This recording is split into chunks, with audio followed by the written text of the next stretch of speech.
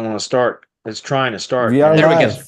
Hey, we are live. All right. oh, Well, we're we'll see live if we're now. live. Okay. Anyway, welcome everybody to Hump Day I don't Hangouts. know. It appears broken to me, but It's whatever. episode 484. We're having some technical difficulties with getting Hold authenticated. on. Hold on. Sorry, guys. What's What up? a cluster. Oh, I think we're live. We got the notification a little while ago. Anyways, Okay. Release the brakes. well, we're probably live now, so hopefully things are working out. Always a little interesting over the last. It's been like, what do you think, Bradley? Last 3 or 4 months, maybe even 6 months. It's been kind of hit or miss. With With the Google, with Zoom and trying to oh stream and yeah, stuff, there's yeah, always some ups and downs. a lot of strange gremlins, so to speak. Yeah.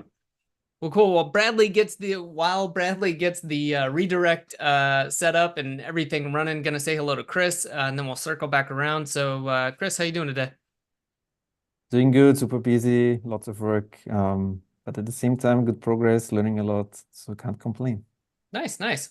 Also wanted, I just reminded myself of this because I got my nice Semantic Mastery sweatshirt on and was thinking now that we hit 10,000 subscribers, so thank you to everybody who subscribed. I believe we can now link on YouTube out to where we have like the kind of the merch store, which we basically have only used really for kind of buying gifts for people or buying stuff for ourselves. So hopefully can get that set up sometime this year. And not only just have semantic mastery, but I think there should be some good POFU gear and maybe some other stuff coming. So that will be fun. Let's see, Bradley, how you doing today? Good, man. Busy as hell. I'm gonna be traveling tomorrow, so I'm trying to get a ton of shit caught up, and it sucks because it's freaking beautiful on top of this mountain right now. It's 62 degrees and sunny, and I'd love to be outside, but I can't because I got to sit here and work in this lunchbox on wheels. But I'll be traveling back to Northern Virginia tomorrow for about a week, and yeah, so things are good. Things are good. Well, I'm gonna grab the screen real quick. I wanted to share this with people. If you haven't tried to go to semanticmastery.com/HDHO when it's not Hump Day Hangout, so between 4 and 5 on Wednesdays, then you haven't seen this. But if you do, what you'll see is we've got this set up for a redirect. And I should say probably right after Hump Day Hangouts, it won't be up, but basically between Friday morning and then when we go live, you're going to see this page. And this is right here, an embedded playlist of all the Hump Day Hangouts, but it shows the most recent one. So that's nice. And then down here, we've got some extra information. If you're new to Semantic Mastery, you can grab the GBP checklist. We've got the local SEO toolkit. And then down here, you might want to check this out. This is fun. This is where you can ask AI Bradley Benner any local SEO questions you might have. So we're working on getting this up to date. It's filled with Hump Day Hangout questions, and we are going to be working on this as time goes forward, but it's been really cool and really accurate. So we, of course, want you to come to Hump Day Hangouts, get it straight from the horse's mouth, as it were. But if you're, wanting to access some historical data, you can go over there, and it's not going to be stuff from 10 years ago. We're keeping it to about 6 months of information right now. So worth checking out. So go over to semanticmastery.com/HDHO. And Bradley, do you like the AI version of yourself? It's fabulous because it's my voice. It's awesome, and it's not done audibly yet. Yeah. But it's done in if I were to write it in text, an answer to the question, that's how the AI bot is doing it because it's in my voice because it was trained on all of our Hump Day Hangouts. And so I know I was just telling the Build with Bradley group earlier today. It was early today, but we did it today instead of tomorrow because I want to be traveling. But I was saying that we're going to reach out to that company and see if they can do one for the mastermind too, which will be the paid question bot as part of the mastermind, because I think that's going to help our members get, be able to locate information so much better. So we're going to look into that. But yeah, I mean, I'm really impressed with it. As long as we can, every 3 or 6 months, add new content or have it retrained with the new content as well, then I think it's going to be awesome. So I love it. Cool. Well, I mentioned it on that page, but if you're new, if you're probably watching the replay, you can grab that toolkit where we've got a bunch of cool stuff bundled together to help you out with your local SEO. Just go to semanticmastery.com/toolkit and you can grab that for free. And then the other thing I wanted to touch base on as well is vetted. So that's vetted, VETTED. .com, and the coupon code semantic for 5% off any service. Of course, if you want to grab Bradley's link building service, you can get 5% off of that. But if you want to grab a different one, that is fine as well. Bradley just recommends it. He sells on there, but there's a lot of really good sellers on there for SEO services. Anything you want to add to that, Bradley? Or No, just it's a good platform. It was recently sold, and I had from Vasco to the new owner, which I had a call with a few weeks ago, and he's a good guy. And he's got a lot of plans to try to continue growing the platform, and I support it because it's been a nice addition for revenue and just exposure for us and all that. So yeah, and it's called Vetted for a reason. They, in fact, the new owner was actually removing some providers because they didn't meet the quality control guidelines that they've set and all that kind of stuff. So anyways, it's a good platform. I would encourage you guys to check it out. And again, the coupon code doesn't necessarily need to be used for my services. They can be used for others as well. We just want to help to grow the platform. So nice. And last thing I'm going to say real quick are two things. If you haven't checked out the mastermind yet, but you want to take your local SEO agency or consulting to the next level, you should go over to mastermind.semanticmastery.com. You can find out more about that there.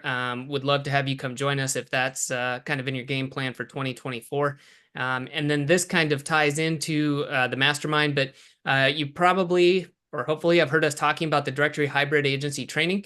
We're going to be having a lot more information coming out about that, but we have an early notification survey that you will be the first to be notified about this, and we will probably be holding some sort of private webinar or something like that to go into more of the details about this training. And I guess I'm just going to put this out there. Bradley, do you want to remind people just real quick kind of what this is about? Because I realize, we chat with a lot of the same people. We talk to the mastermind. We see a lot of the same people, but there's people every week coming in who may not know what this is all about. So do you mind just telling them kind of why you're doing this and what the purpose is?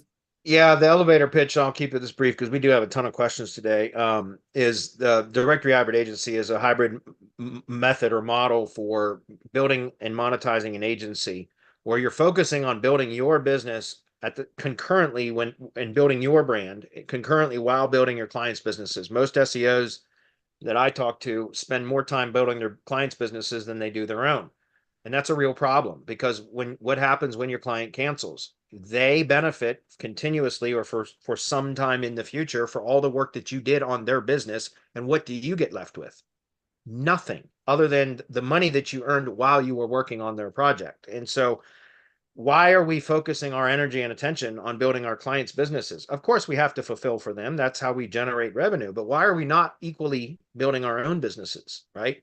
So that we have an asset that will produce for us. And so that's what the whole directory hybrid agency is about focusing in a particular method and model for building a niche or direct industry specific directory, which then is used as a marketing and sales machine to produce leads for your business. But then as part of that program, it's also meeting the client where they are at their business and meeting their marketing needs wherever they are at financially. In other words, we can monetize that contact, right? The agency lead, a number of ways. We can monetize them either by selling them leads if we have assets that we can build in their own local area that can generate leads for in that industry, that then we can sell them on a pay per lead basis, which part of the directory hybrid agency program is to build lead generation assets.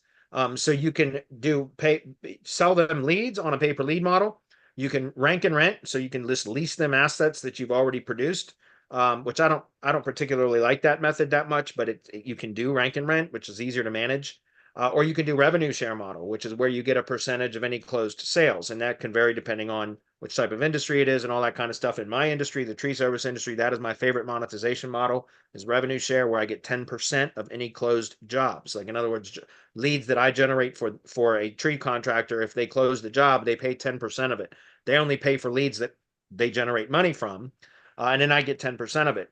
And so that's my favorite monetization model. But there's also traditional retainer-based services where you're working on their branded assets. And if they have the budget for that and that's what they desire, we can do that too. So the whole point of the directory hybrid agency model is to work on building your own brand as well as your clients, right? And you use part of your client's budget to benefit benefit your brand at the same time you're benefiting theirs. And there's a number of ways that we do that. But at the same time, it's also being able to meet the prospect wherever they are financially to be able to monetize that contact, whether it's lead gen or traditional retainer-based services or a hybrid of the two. So it's just kind of a holistic program that I've been working on and developing for over a couple of years now, to try to bring this to the masses, because as you guys know, with Google Business Profiles, we can't really get them anymore. It's very difficult to secure and verify them. And even if we can, they're likely to get suspended unless it's a real valid verifiable business. And so again, that's part of the reason the directory hybrid agency, I've been working on this for so long, because I'm tired of trying to build a lead gen business on shaky ground with GBPs that are spammed listings that are likely going to be suspended and all of that. So this is just a way to kind of get around that and still build a lead gen business, but then only work on GBPs that are verifiable, that you can be re-verified if needed because they're part of a real business. And so it's just a way to build a more solid lead generation business and a strong brand for your own agency, so that you have an asset. And again, once you're with a niche or industry specific agency, you can make a name for yourself in an industry, so that business owners in that industry will start to seek you out. And so instead of it always being outbound push marketing, it's inbound pull marketing. And that, I found it just to be a fantastic way to kind of build your agency up, and more security and all of that. And so that's what the DHA program is about. It's going to be very limited in the initial opening. And I think we're probably going to cap it at 10 members. And already I got one of our mastermind members who's reached out to me, who is very, very enthusiastic about it. So he's likely already secured one of the 10 spots. So like I said, if you guys are interested at all, you're not committed. If you fill out that little survey that Adam posted a link to in chat, if you're interested, just fill out the survey. It doesn't mean you're committing to anything. It just means you're on a short list to be notified when we open it up. And it's going to be an application process where you're going to have an actual one-on-one Zoom meeting with me. And I'm going to have a quick chat with you to determine if it's a good fit, because we only want to bring the people in that have the resources and the commitment level that are actually going to complete the program. Okay. And so again, we're going to keep it very small, probably 10 for the first launch. And I think one of those is already secured. And then, like I said, I will select the other 9 based upon if they meet the certain criteria. And so again, if you're interested at all, it's no harm, no foul. Just fill out that survey and get on the list. And we'll send you a notification when it's open, and then you'll go apply, and then you'll jump on a call with me, and we'll go through a brief interview process and see if it's a good fit. So that's it. Nice. All right. Well, then let's get into the questions. All right, right on. We got a lot of questions. There's more. Oh, go ahead. Make sure you hit the like and subscribe button on YouTube. Good point. Because we're doing this free, and I'm pretty sure you're getting tons of value. And also, if you think this is of value to somebody that please make sure that you share it with them, because they also may want to benefit from those calls. So that's pretty much it. Cool. Sweet. Thank you, Chris. We almost forgot that. So, all right. So Danny, first one from Danny says, can you copy and paste content but replace the keyword? For example, all of the content is the same, but replace the location name. Not sure how important unique content is. Yeah, I mean, technically you can. I see people do that stuff still to this day. I never did, Danny. Technically you can get away with it, but I mean, I'm not kidding. Way back in 2015, I never did that. I always use unique content. With the way that content apps are available, and I'm talking about 2015, all we had was spinners, right? We didn't have AI. And so we didn't have rephrasers. All we had was spinners. And if you guys have ever done any spinning, now it's better, but especially back in the 2015 and for many years, content spinning was stupid tedious, because you could spin it where it would add spin tags and synonyms and all that, but you would have to constantly generate an output from the spin tags and read it and find where it was grammatically incorrect and just really bad synonym choices and things like that. And you'd have to go through and manually edit all that spin tags to get it to where all the outputs would be legible and readable, and correct. And it was a real pain in the ass. I hated it, but I did it anyways. Like, in other words, when I would build lead gen assets or client sites that were in the same industry, and I could, it's easy to clone stuff and just swap out location modifiers and maybe brand names, and boom, you got a site built. But what I always wanted unique content, because even back then, I always assumed that at some point Google would slap that shit down, and boom, you'd lose all your work because you were lazy, right? And or I would lose all my work because I was lazy, right? And so I always used unique content. Because it's so, and even back then when it was much more difficult to produce and much more tedious, I would still do it. Now, all these years later, almost 10 years later, I still see ranking projects that are, it's the same damn content. And the only thing that's been swapped out is the location modifier. So does it work? Yeah, it does. Would I recommend it? No, I don't, because I like for many years, I haven't done that for a reason. And I've been wrong for many years. I probably could have saved myself a ton of time, but at some point, I still feel like it's going to be a problem. And so I just, and by the way, again, with the apps that we have available to us now, there is absolutely no reason to not just produce new content. Like it's so simple, right? You've got all the AI writing apps in the world. I use ZimWriter now for everything, but ZimWriter is fabulous, by the way. But like that's all I do is just use ZimWriter. Just use the same damn prompt and just swap out the location modifier and have it produce a new unique article. Right? You use the same prompt over and over again. You just swap out the location modifier in the prompt, and boom, now it's going to be unique content. So can you do it? Yes. Do I recommend it? No. Hopefully that's clear. Danny's next question is, should all H1s essentially be the same as the title tag? How do they differ? Should H1s be the same as the title tag? How do they differ? Well, you can test with that. I don't like to do that because I think it's easy to over optimize. And I see a lot of SEOs do this because I do a ton of audits. I had 5 audits to do this week. I've got 4 of them done so far. I've got 1 more to do. I just paused the screen for a minute for a reason. So here are the kind of data points, guys, that this is how the Googlebot comes and crawls a page, right? And so these are kind of the data points that I think are the most important. There's the URL, then there's the SEO title. Then there's the meta description. Then there's the H1, which is the page title. Okay. Then there are the rest of the headings, right? Which is going to be other H2s, H3s, etc. So basically, I'm going to say H2s and H3s because H4s can also be, H2s and H3s. So the way that I look at this, guys, is H1 is the page. So the SEO title or meta title is a meta title or SEO title, right? Then there's a H1, which is the actual page title. Then there's the headings, which actually an H2 is a heading and an H3 is a subheading, if that makes sense. And then there's the media, and then there's the content. So these are kind of, and these are really kind of parallel in my opinion.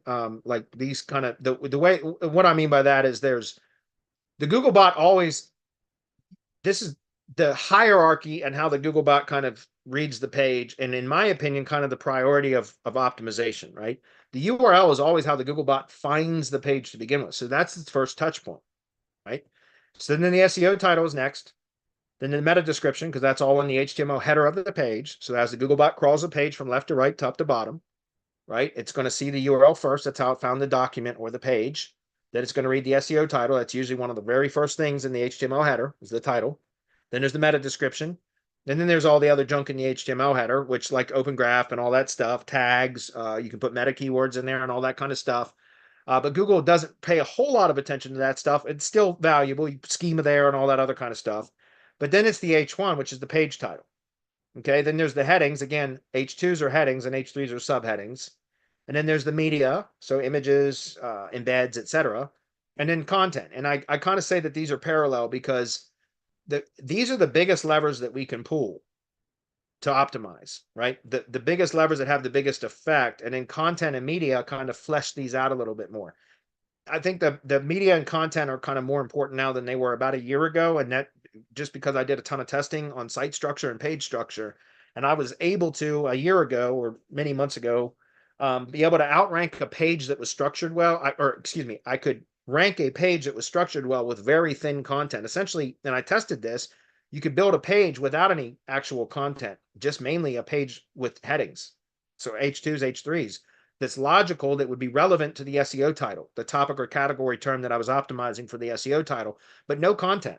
And I could rank, and I tested this, I was able to rank some pages with just the structure of the page without any content, like just the H2s and H3s, etc. And I was able to rank those over other pages that had good content, but the structure was very poor.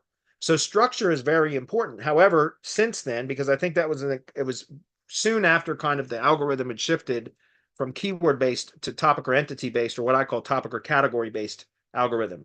And I think there was, like what normally happens with Google algorithm changes, especially significant changes, there's usually some unintended consequences of the changes that they've made that aren't really revealed until the changes have been made, and there starts to be carnage on the web, right? Things like complaints and all kinds of stuff, and then they can assess the kind of results or what happened from that algorithm change, and then they can dial it back or dial it in to reduce or eliminate some of the unintended consequences, if that's clear. So that's kind of a normal process for Google. And so back when the algorithm had kind of shifted, or when I noticed it, it had shifted from a keyword based to a topic and category based type of an algorithm, then I was seeing page structure having much more effect than content. Like, in other words, if you structured a page properly, even with very thin content, it would outrank pages with very thoroughly optimized content but poor structure. However, since then, I feel like the algorithm has been dialed in a bit more, because content has certainly made a resurgence as part of a very important part of ranking. And so I kind of put media and content as together, because, by the way, if you guys have studied the helpful content update much, you'll know that pages that have interactive elements are performing so much better now than pages that are just very thorough with text but aren't very engaging, like interactive, if that makes sense. So pages with less content but good structure and interactive elements are outperforming pages with very thorough content but not very interactive, or if that makes sense. So anyway, what I'm getting is I feel like content has made a resurgence, is becoming more very important component again. But to get back to the original question, why I say what I'm going to recommend here is because I try not to over optimize these things. And the URL, I always try to keep the URL as succinct and short as possible. And that's just a preference thing more than anything. So I do try to get keywords in there, but I try not to duplicate keywords. So if the keyword's in the root domain, I don't want it to be in the slug. Does that make sense? So again, I always try to de-optimize the URL, because that's the first touch point. So if that's over-optimized, that's basically tainting the lens that Google is going to view the page through. Does that make sense? You're already kind of tainting that lens into like, hey, this is clearly an SEO, because, and by the way, when I do audits, sometimes I see those URLs with like the keywords in the root domain, and then it's again in the slug with the and all the hyphens and the city and blah blah blah. Next, the URL is stupid long and stupid over optimized. And so if that's the first touch point, don't you think that that's going to slant how the page is viewed right off the bat, right? And so anyways, I try to de-optimize that and make that as optimized but as short and succinct as possible without duplication. Okay. Then the SEO title, which is in my opinion the most important place, although you can swap. I've done a lot of testing with this. Google will show in the search results, like even if we specify designated SEO title, Google can change that based upon what it thinks is more relevant to the searcher's query. And so I've done a lot of testing with this, and I've seen where the H1 can actually replace the SEO title in the search results if Google thinks the H1 is more relevant to the search query than the SEO title.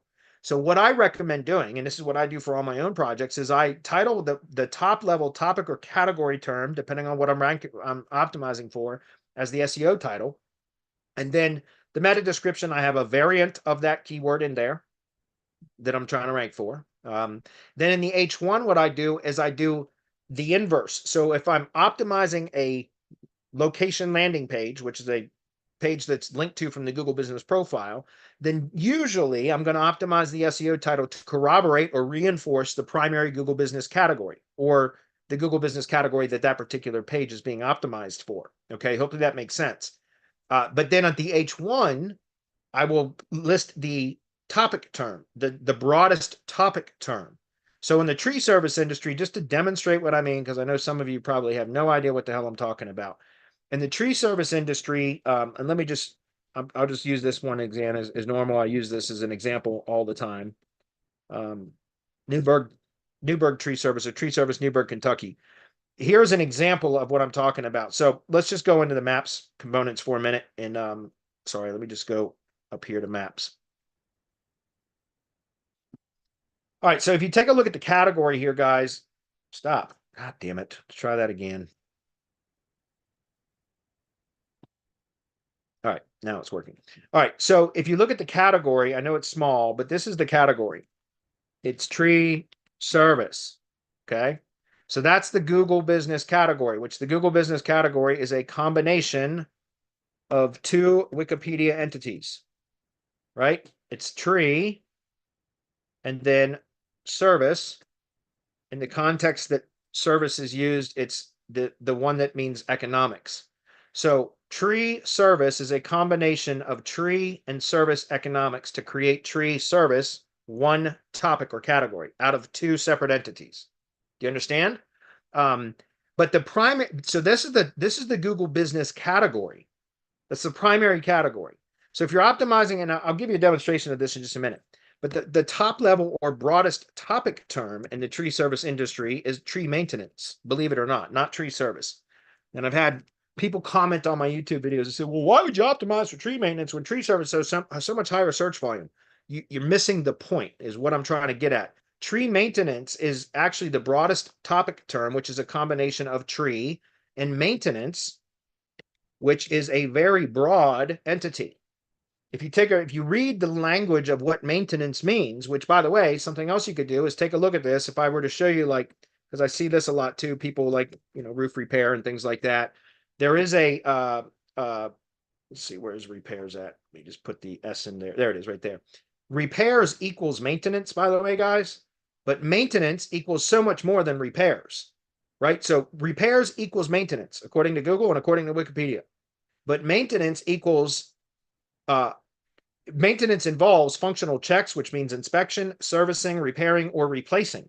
So you understand maintenance is a very broad term that includes inspection, repairing, replacing, servicing. So maintenance is a much broader topic term than repairs. When repairs equals maintenance, but maintenance equals repairs, inspection, servicing, replacing. So repairs is a much broader term. So tree service is the actual Google business category, which is tree and service economics combined. But tree maintenance is tree and maintenance combined, and it is a broader category or topic. That makes sense. And so what I typically have been doing has been optimizing for the Google business category on the SEO title, and then the top level topic term in the H1, because that way I'm hitting both. I'm hitting the top level category and the top level topic term, which, and both of those are the broadest. The broadest Google business category is tree service. There's another one called arborist and tree surgeon. That's a little bit more specific. So that's not as broad as tree service. And then there's tree maintenance, and tree maintenance has the broadest topic coverage.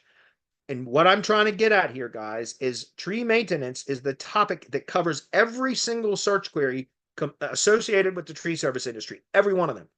Arborist, tree care, tree trimming, tree pruning, tree felling, tree removal, stump grinding, stump removal, land clearing, tree clearing, brush clearing, poison ivy removal. All of that stuff falls under tree maintenance. No kidding.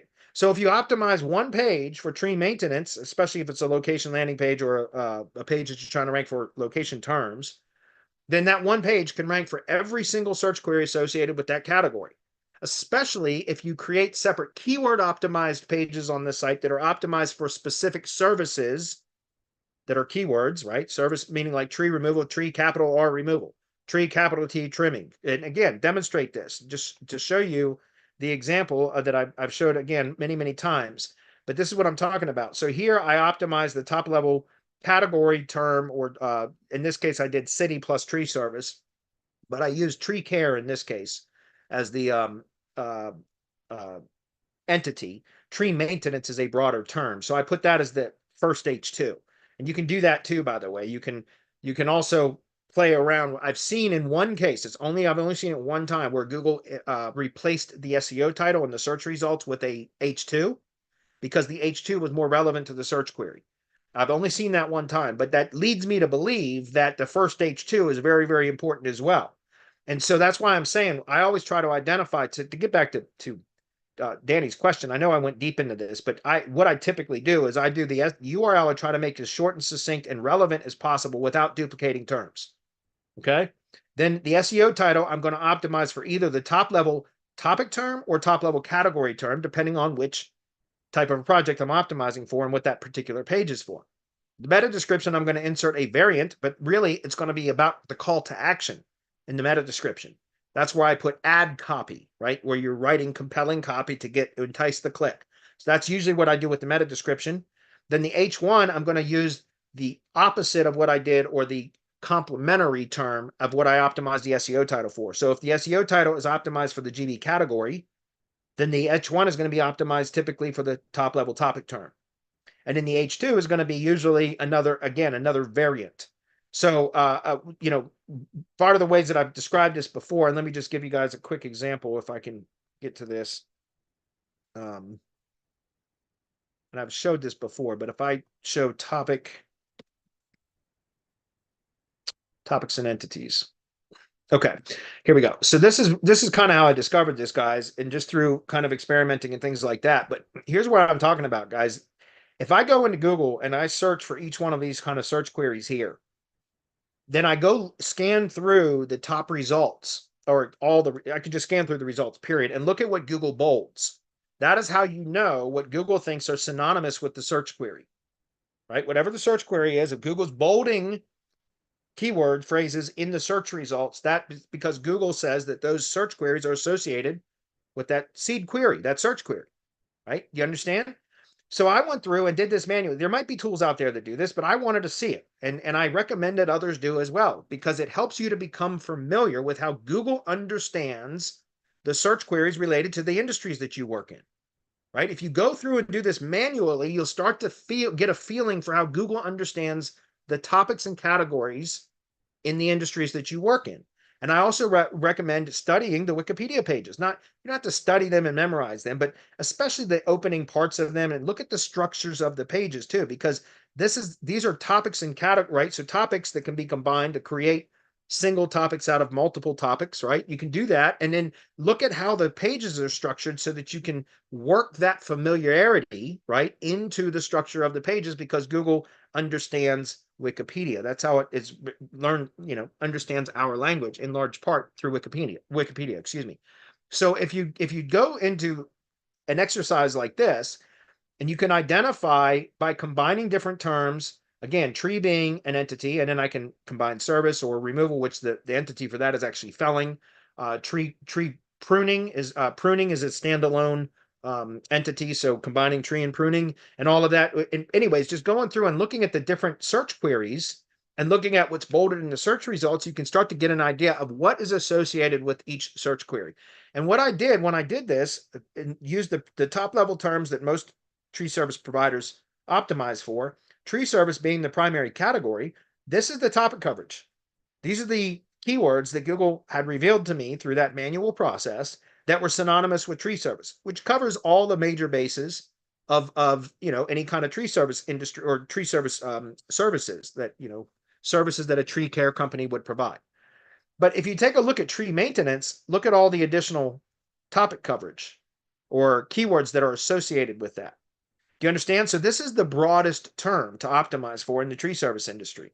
And I was working in the tree service industry for 8 or 9 years before. I just learned this about a year and a half, maybe 2 years ago. And I've been working in the tree service industry since 2014. So 10 years. And like I said, about a year and a half, 2 years ago is when I learned this. So eight and a half years I was in this industry, and I didn't know that. A different algorithm then too, right? Certainly. Back then it wasn't, this wouldn't have occurred 5 years ago, or even 3 years ago, but now it does. And so that's why I always recommend optimizing when I talk about this. Again, I know I went really deep into this to just get back to Danny's question. Should they be the same SEO title in H1? No, I don't think so. I mean, you can play around with that and test with it, but I don't want to over optimize by hammering the same keyword. Instead, I want that page to rank for every single keyword under the sun that is associated with that topic or category. And the way that you do that is, again, by referencing the top level category and or topic term. And then again, it's just because now that page is super relevant based upon how Google understands our language, which is why I recommend going through all of this. Hopefully that's clear. But the last thing that I want to talk about very briefly is because just to kind of, I've talked about this before, but I do a ton of audits, and I got a lot of roofing clients and link building, et cetera. And I see this all the time, which is you see on roofing sites, especially, you'll see separate pages for roof repair, roof installation, roof replacement, roof inspection, roof painting, roof cleaning. You see all of these different pages on the site. And so especially think about a service area business like a roofer. that usually is going to have geo pages for the city that they're in and likely the adjacent cities around them. And so let's say that you've got 5 cities, locations, towns, cities, etc., that you want to optimize for. If you had to go out and produce a page, and on your site, you've got a roof replacement, roof repair, roof installation, roof inspection, roof cleaning. Let's just stop there. 5 pages, 5 service pages, and you've got 5 city pages. Now you're going to have roof replacement, city 1, roof repair, city 1, roof installation, city 1, roof repair, city 2, roof replacement, city 2, right? So think about that. You're either going to have 25 pages, 5 times 5, or if you figure out what I'm sharing with you guys today, which is roof maintenance, would be the broadest, I promise you. And even one of my mastermind members went through that exercise manually that I just shared with you guys, and he proved it out. And I said, I almost guarantee that roof maintenance has the broadest topic coverage in the roofing industry. And sure enough, that is what we were revealed with an exercise very similar to this. And so what I'm saying is really the top level topic term. And by the way, what is the top level category in for roofing contractors when you do, let's just do this, roofing, roofer, Culpeper, Virginia. That's what I'll just use that as an example. Let's look at the categories. What is the category? It's roofing contractor. Again, guys, this is, you guys see how this is the category. So I'm going to put GB cat right here, right? And this is topic. I'm going to put topic term here. So here is the topic term. Topic. So what is the GB category?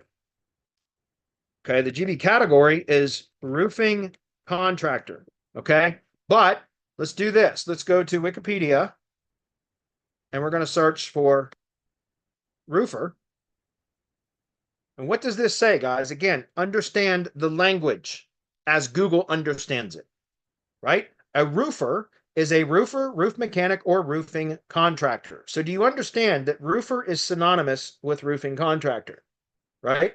So instead of optimizing for roof replacement, roof installation, roof repairs, roof cleaning, roof inspection, all of that other shit, and having all of those pages where you're saying basically the same damn thing over and over and over again, and now you've got to multiply that by every location page. So now you're saying the same thing 5 times, but just with different location modifiers, as Danny asked in the previous question. Can I just replace the location modifier? But now you've got redundancy and bloat on the site.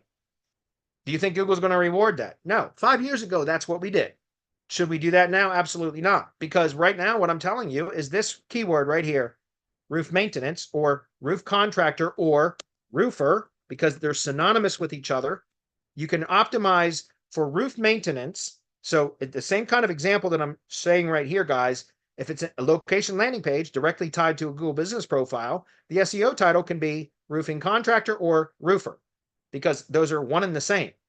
But then the H1 can be roof maintenance, because roof maintenance is the broadest topic coverage, full stop, which means you can have one page on the site that will rank for roof replacement, roof repair, roof inspection, roof cleaning, all of that. Because guys, what did we just demonstrate? Again, let's go back, let's click back on this one time. Repairs equals maintenance, but maintenance equals checks, inspection, servicing, repairing, or replacing of devices, equipment, machinery, building infrastructure, and supporting utilities and industrial business and residential installations. So which is the broadest coverage, right? So again, instead of having 25 pages, you could have one page that's optimized for roofing contractor or roofer plus city. And then you can have in H2s, right, headings, roof cleaning, roof inspection, roof repair, roof replacement. So now you're hitting all of those keywords, but you're doing it on one page that is optimized for the broadest topic or category or both. SEO title H1, right? Does that make sense? So that's how you can get away with getting kind of results like what I've showed here dozens and dozens of times. And by the way, I've got, a new site template that I built for HighLevel, or excuse me, in HighLevel, but for mastermind members, that is this site structure, but completely redone to be optimized even better. and it's performing really well. This is the best performing site structure that I've ever built in local, and I've tested across many different types of structures, and this is the best because again, all I'm trying to do here is rank this location page, right? So there's one location page for Newburgh, but this one location page ranks for every single search query. So you see where it's at. It's #1 organic, right? And I know I've demonstrated this before, but as Adam said when we started this today, obviously there's new people that haven't seen us. So I've got to go through this and demonstrate it again. But tree trimming Newburgh, #1, right? Block. If we go to tree removal, guys, again, I can go through every single search query and show you that it's #1 every single time. Tree removal, tree pruning, tree care, tree removal, tree felling, stump grinding, stump removal, land clearing, arborist. I swear, go through every single one of those search queries and this same page ranks every time. So, and again, look at the SEO, the way this one, again, I've done a ton. This is one of my test sites where I started testing this type of a structure and optimization strategy. And so this one isn't exactly how I would do it now. One that is more relevant to how I would do it now is the one that and again, I'll just pause the screen. I know I went really deep into this, guys, but I think this is important because this question comes up over and over and over again. And I think it's important for people to understand how this kind of stuff works. So last thing I want to do is just show you one more time. And this is it's a high level site. So high level sites go in and out of the index. They initially, it takes a while for a high level site to stabilize. That's normal. It's high level code. I don't know why it does that, but it goes in and out of the index a lot initially. Eventually it will stabilize. So this is a brand new site that I built. It's a very low competition area, similar to Newburgh, what we're looking at for Newburgh. But again, it's to demonstrate how this structure performs. This site is about 6 weeks old now. And again, this was built for the area that I'm currently in because as I was developing the SOP and all that for my team, I just wanted to create this site. So again, here's another example of that. So this is called Buchanan Felling Pro. It looks like it would be pronounced Buchanan, but it's Buchanan Felling.pro. And why I'm bringing this up, guys, is because there's no links built to this, and you can see that the types of results that this site structure has got. It's only 6, maybe 7 weeks old, and you can see that it's ranking again. The keyword one page can rank for multiple versions of the keyword. Hopefully you understand that, because again, if you take a look at this, we have 4 service pages that are optimized for keywords, not for topics or categories. The home page is optimized for as you can see, in this case, it's optimized for tree service, which would be a category, although there's not a Google business profile associated with this. That's just an organic only asset. But you can see that the SEO title is optimized for the top level category, right? Tree service, and then Buchanan County, Virginia, because I'm not trying to rank for Buchanan County, although it does rank for that too. Again, showing you that rank report, it shows that it is ranking for the Buchanan County keywords as well. But what I'm trying to rank for actually in this case is the individual service page, or excuse me, city pages. And so like example, Van Sant, which is currently where I'm at on top of mountain. You can see again, this is more of optimization that I was recommending. You can see how it says Van Sant tree service, but then it has tree maintenance as the top level topic term in the H1, right? And so if we were to jump back over here and do that kind of tree removal, Van Sant VA, we'll scroll and we'll start seeing there's that link, and there's the that's interesting. That is a look at that. That's somebody did an amp. That's crazy. Somebody did a cloud page in Van Sant. That's freaking crazy. I thought that was mine because it was Amazon. It's not mine. But anyways, look, that's a lead gen provider because they got an 855 number. That's very, very cool. But anyways, you can see that ranked there for tree removal. If I did tree trimming, again, we could go through that same exercise again, but you're going to see something very, very similar. Felling Pro, that page is going to rank for all of the search queries. Because again, if you just look at if you look at the structure of the site, if I go open that up again, here it is. It's the way that the internal linking is done. It's all I'm trying to rank are the service pages. Hopefully you guys the service area or location pages. I don't care about ranking the services, the service pages. I just want to rank the location pages. So we create the association between the services and the location.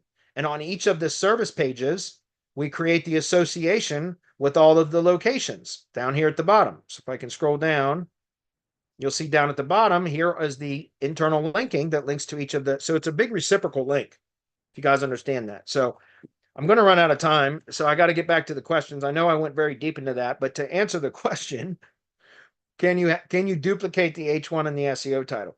You can, but I don't recommend it. Why not provide better, broader optimization coverage by targeting the top level topic or category term in the SEO title and in the using the alternate and the H1.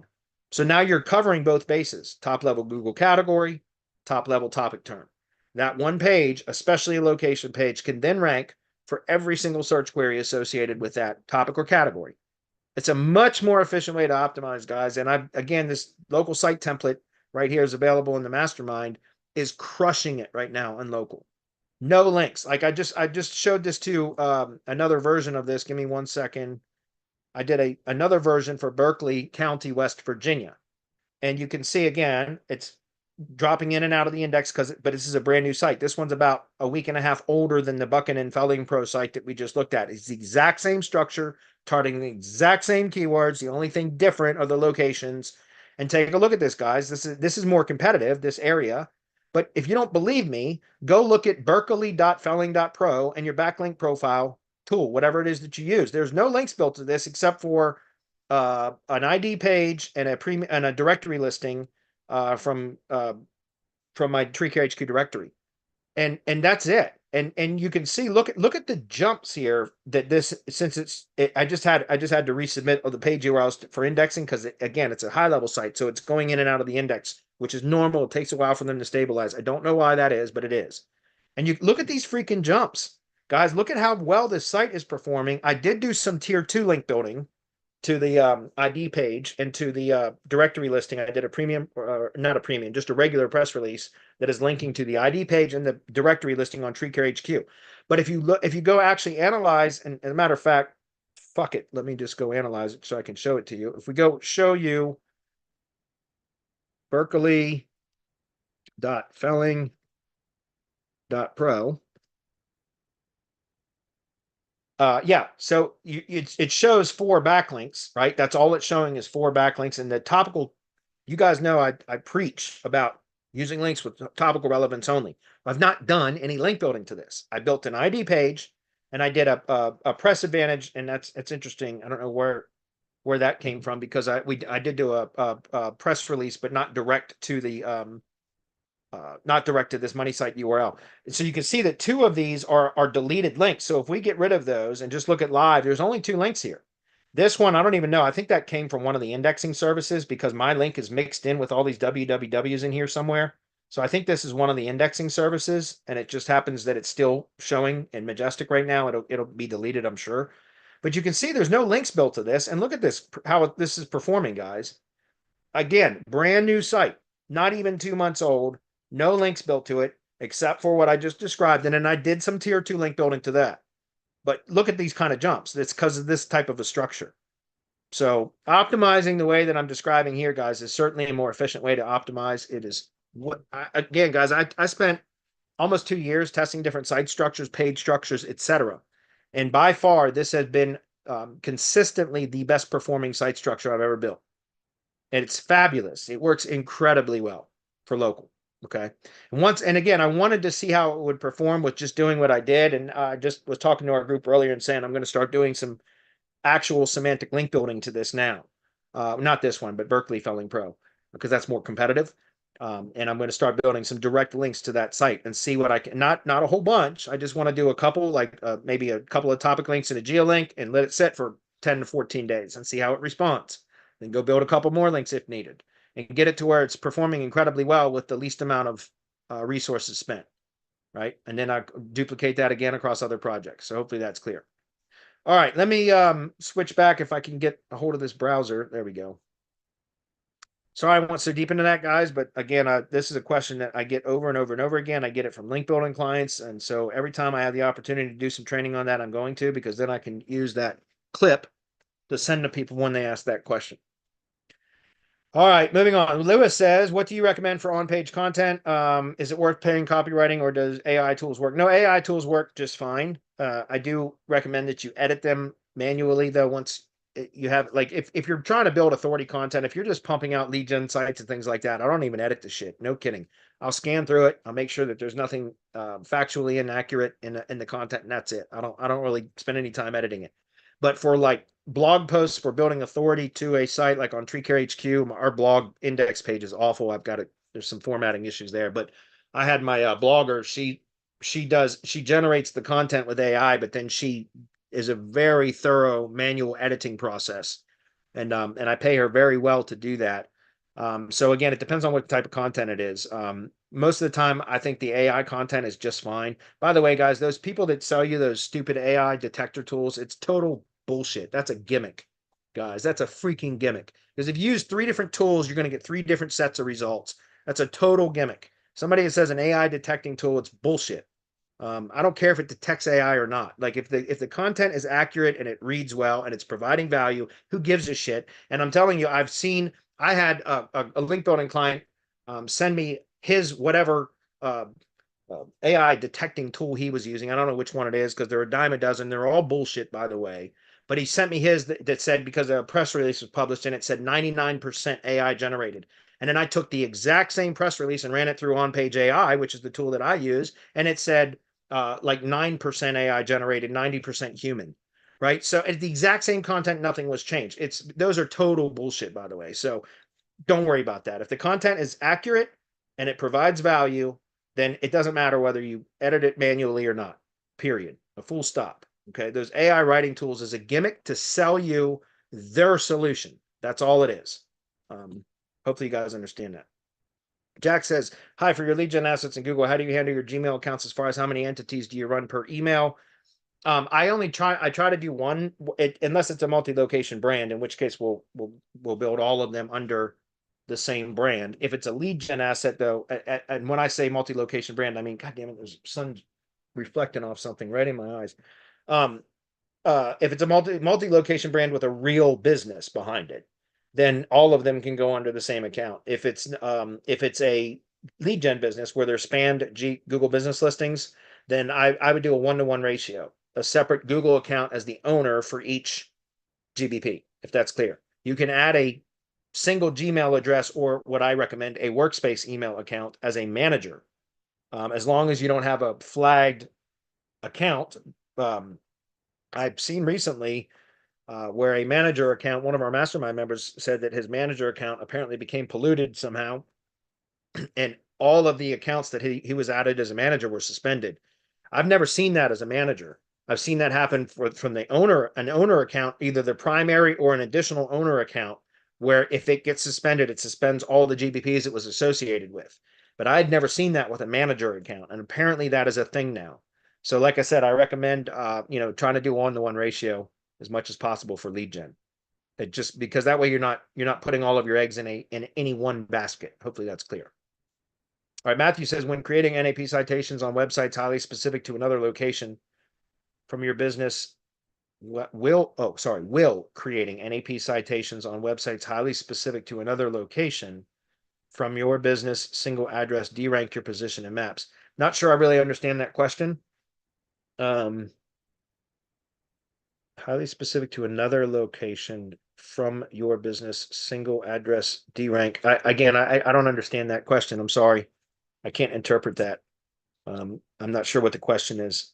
I'm going to move on, guys, because I don't understand it. Sorry, Matthew. I'll try to answer the next one. Is thematic relevancy neighborhood of links a myth or not? And links with thematic context around are really higher value? Yes, I know, absolutely, man. It's the algorithm can understand context now way better than it could before because of the large language model.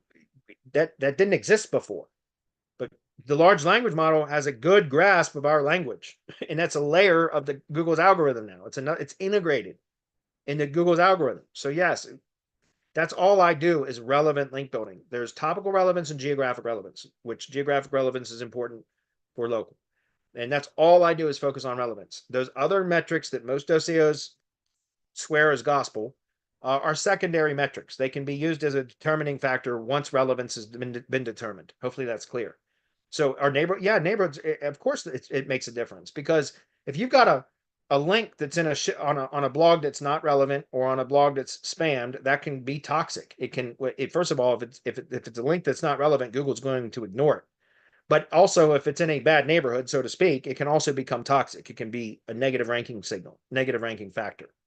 So I always recommend focusing on relevant links only, preferably a relevant matching at the referring page and referring domain level, and when possible, like what we do at Semantic Links, with the backlink profile that is pointing to the referring domain where the link is placed, also are in relevant categories. And that's what we do at Semantic Links, is relevance matching at 3 levels: referring page, referring domain, and backlink profile pointing to the referring domain.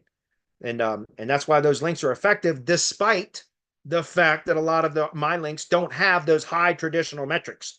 And I get some link building clients, especially from Vetted, that I provide 100% page relevance matching, domain relevance matching, and backlink profile to the referring domain in the appropriate topical trust flow categories. And they complain, your links are garbage because they don't have DR or they don't have DA or whatever. You know what? Go shit in your hat. Like, seriously, because why is that metric important? If I'm going to give you a link with high DR but no relevance, do you think that's more effective than a link with full relevance at 3 levels but low DR? Come on, man. And I can't help people like that. I'm sorry. And so I'm just saying, like, again, is thematic relevance important? Yes, it is. It absolutely is. Now, if you can also get links that are relevant and have those kind of third-party metrics, the high metrics, by all means, get those, as many of them as you can. But I focus on relevance first, and then those other metrics are only secondary metrics. And the only time the secondary metric I use is trust flow, because that's the only tool I use is Majestic for backlink analysis. So DR doesn't mean much to me, and it does if you can get a link that is relevant and has high DR, do it, right? Or DA. In traffic, by the way, traffic is a universal validator. So traffic signals are definitely good statistics to secure if possible. If you can get a link that has traffic or traffic metrics, preferably to the page, but if not to the page, at least to the domain, that does make those links more valuable. It's a validator. Some of my sites get traffic, some don't. I don't sell traffic, though. That's not a metric that we pitch or that we promote. What we promote is relevance, either topical or geographic. That's what we promote. Hopefully that's clear. Jack says, can you have too many products or services? I know you guys probably have to jump in a minute. I'll stay for about 2 more minutes. I'm going to try to roll through these and then jump. Jack says, can you have too many products or services on your GMB? Not that I'm aware of. Jack, as long as they're relevant, I don't think there's a limit to it. As far as I know, you can add as many as are relevant. Eva says, hey guys, let's say I rank a GMB to position 1. And then the client says, I don't need you anymore. How can I somewhat control the rankings? There's a number of things you can do. You can build links through redirects that you have control over so that you can, it's called switchbox SEO. Terry Kyle coined that term back in like 2012, maybe even before that. He called it switchbox SEO. But if you build all of your links through redirects that you have control over, then if your client cancels, you can redirect that URL, the URLs that you built links to, which are redirects. You can redirect them to another project, another campaign, another client in the same area, right? If it's, et cetera. There's a number of things you can do. You can build the directory hybrid agency program is very similar to that in that we use the client's budget to build assets that we own and control to their benefit, but we own and control them. So if they decide to cancel, that's fine. Thank you for using your budget. We got to use their budget to help build our presence, our brand. That's part of the directory hybrid agency program. Because I'm tired of building other people's businesses and having nothing left when they cancel. In the tree service industry, every single year, I land clients in the spring. Usually at the end of winter and going into spring is when we start to generate a lot of new clients into the tree service business. And then winter comes in November, and 60% of all the clients that I got in early spring cancel because it's winter and work slows. And I got tired of that fucking hamster wheel every single year. Because a lot of the times, if they're ranking really well, if I did a really good job for them, then in the spring, when they say, oh, we'll be back in the spring, they don't come back because they're still ranking. And so I got tired of that shit. So that's part of the reason I started developing the DHA program. So hopefully that's clear.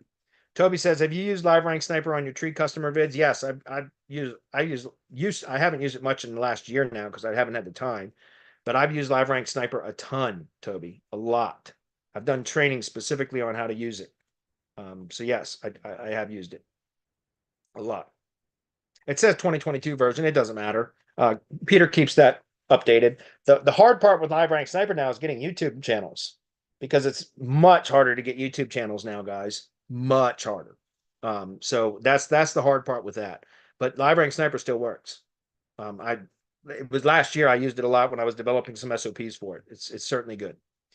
Mark says, for high-level websites, are there any footprints to be concerned with? Not that I'm aware of. Mark, not that I'm aware of. Are you using Cloudflare to get unique IPs? No, because you can't use Cloudflare with high-level sites. I like the idea of creating high-level PBN networks. Oh, I wouldn't use high-level for PBNs. For client sites, it's fine, but not for PBNs because it's all the same IP. So don't do that, right? You don't use high-level sites for link building. Use high-level sites for client sites. Hopefully that's clear. Okay.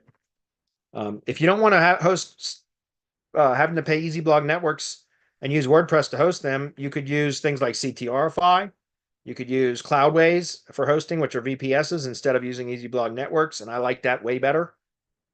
There's a number of other things you can do, but don't use high-level for link building sites, because that would be a footprint for sure. But you can use high-level websites for clients all day long. That's not a problem. Mark says, another question about GHL sites. Do you have anything that you don't like about GHL? Yeah, where do I start? That said, I love high-level, but I also hate it, right? High-level is very effective, but it's got a huge learning curve. They're always adding new things, so you always got to learn new stuff. They change stuff, so you got to relearn stuff. It's a real pain in the ass. I love high-level. I also hate high-level, just so you guys are aware. Anything you don't like about lead gen properties that you're hosting on high-level? Yeah, just that they take a long time to fully index and become stable, like I just described.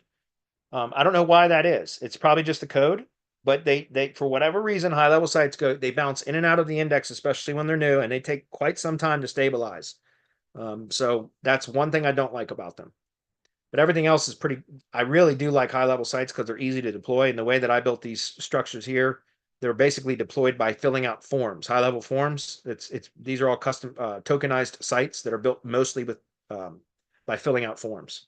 Seriously. And it just built, like, images and everything are all done through form input.